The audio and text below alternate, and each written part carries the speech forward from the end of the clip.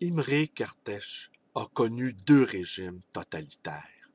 Le premier, le nazisme, a failli le tuer. Le second, le communisme hongrois, a pratiqué, étant donné son statut de juif survivant, une indifférence dédaigneuse. La question de la participation hongroise à l'extermination des Juifs européens restant un tabou. Cependant, Kertész est resté en Hongrie et a continué d'écrire en hongrois. C'est donc sous ce régime totalitaire qu'il parvint à écrire son propre récit, celui d'un survivant des camps. Mais ce récit, nous dit-il, ne concerne pas que sa personne humaine, elle concerne l'humanité tout entière. Étonnamment donc, c'est sous une dictature bancale qu'il a pu élaborer ses propres livres. C'est donc dans le silence opaque d'une Hongrie mutique qu'il a pu trouver sa propre voie. Un peu comme nous, qui en régime capitaliste, quasi totalitaire, déchargés à peu près de nos responsabilités personnelles et délestés de cette encombrante liberté individuelle, et ce, au profit d'une sécurité douteuse, nous pouvons nous livrer ingénument à nos pensées et à nos travaux sans que cela n'ait pratiquement aucune importance pour l'ensemble de la société. Bonjour, bienvenue dans ma bibliothèque. Nous sommes à Montréal le 30 janvier 2013. Mon nom est Bruno Lalonde. Aujourd'hui, je vous lis un court passage tiré de L'Holocauste comme culture d'Imre Kertész.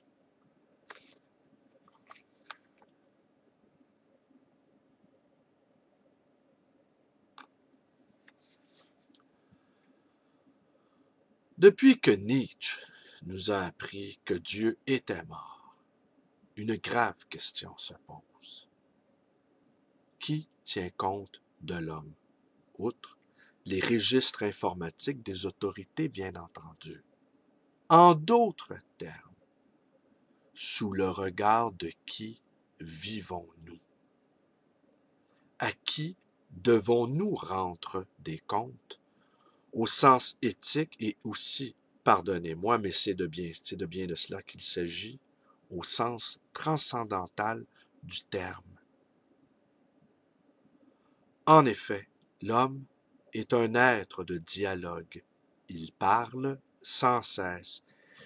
Et ce qu'il dit, plus précisément ce qu'il raconte, n'est pas censé être une simple représentation de ses plaintes, de ses tourments, mais aussi un témoignage, et en secret de manière subconsciente. Il veut que ce témoignage se transforme en qualité et que celle-ci se transforme à son tour en force spirituelle créatrice de loi.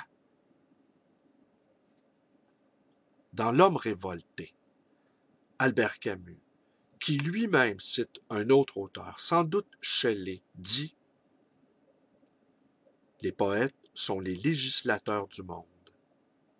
Je crois que nous devons partir de là, car il est vrai que les poètes, et nous prenons ce mot au sens large d'imagination créative, ne légifèrent pas. Pas comme les constitutionnalistes au Parlement, mais obéissent à la loi qui fonctionne toujours en tant que loi dans le monde, qui crée et ordonne les histoires, y compris la grande histoire de l'humanité. Le poète est celui qui ne peut jamais transgresser cette loi, parce que son œuvre deviendrait injustifiable, c'est-à-dire mauvaise. Cette loi insaisissable est néanmoins plus efficace que tout, cette loi qui non seulement dirige notre esprit, mais que nous nourrissons sans cesse de notre propre vie, sinon elle n'existerait pas. Permettez-moi de la nommer dans mon désarroi et faute de mieux, à l'aide d'une expression que j'emprunte à Thomas Mann, tout simplement l'esprit du récit. C'est là ce qui fait la part entre ce qui est appelé à entrer dans le mythe et ce qui reste dans les archives historiques d'une civilisation, en dépit des idéologues qui veulent souvent s'arroger ce droit.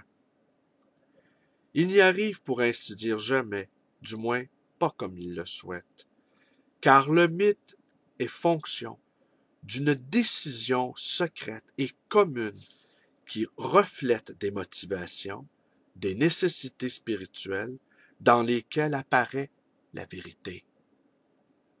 L'horizon de notre vie quotidienne est déterminé par ces histoires qui sont, en définitive, des histoires sur le bien et le mal. Et notre monde défini par cet horizon est rempli des murmures incessants concernant le bien et le mal. J'oserais une affirmation audacieuse, dans un certain sens et à un certain niveau.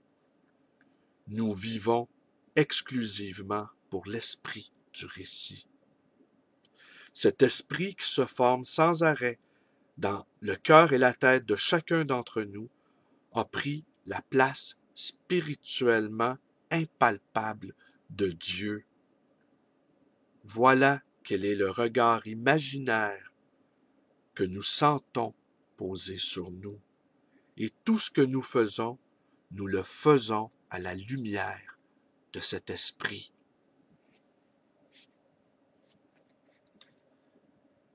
C'est à méditer, n'est-ce pas?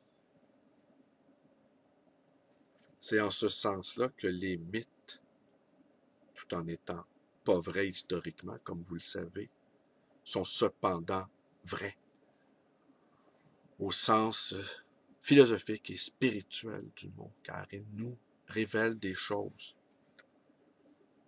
sur nous-mêmes et sur notre commune condition. Je vous remercie d'être avec moi. Mes vidéos vous plaisent. Vous connaissez la suite. Vous connaissez toute la suite, en fait. Allez, je vous quitte là-dessus. Bonne journée.